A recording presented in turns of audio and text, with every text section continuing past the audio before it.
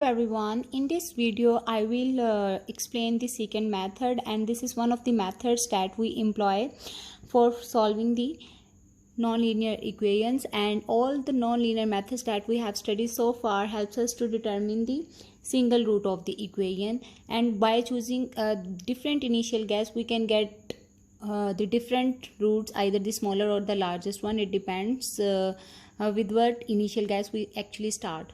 So Newton-Raphson method is an extremely powerful technique that we have already studied, and we have noticed it converges very fast. Either, in fact, within the 2 or 3 iterations you actually approximate the root if the only condition is satisfied, and that condition is the derivative of the function at that point shouldn't be equal to 0.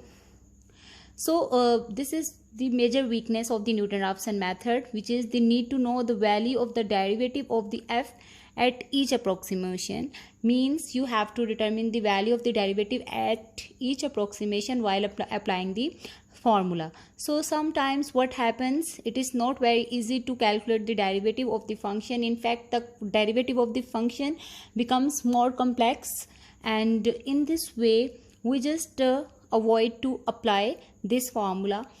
Now, an alternative approach or one of the other methods, that is the open bracket method, is the secant method, and it is actually obtained with the little modification in the Newton-Raphson method. So according to the Newton-Raphson method, our next approximation, which is denoted by x of I plus 1, is given as x of I minus is equal to x of I minus f of x of I divided by f bar of x of I, where x of I is our initial guess.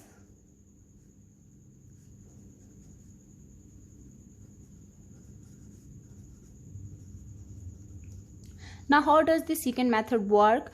In the secant method we just replace the derivative of the function f bar of x of I with the derivative of with the definition of the derivative of any point x.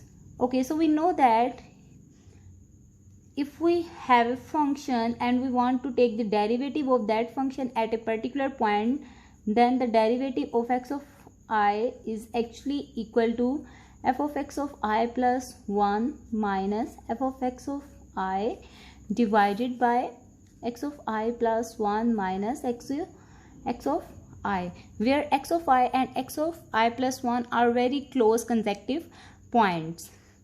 Okay, so if you will substitute this expression in the Newton-Raphson method expression, you will get x of I plus 1 is equal to x of I minus f of x of I.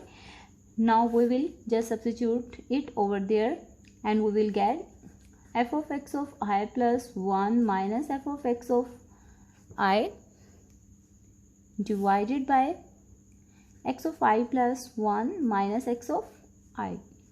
Okay, now I will just transform this expression. I will take this denominator in place of the numerator, and I will get x of I plus 1 is equal to x of I minus f of x of I. Since you know this, it is being divided over here, so it will be multiplied with f of x of I. X of I plus 1 minus x of I divided by f of x of I plus 1 minus f of x of I. So this expression that we have developed is the definition of secant method. This was one of the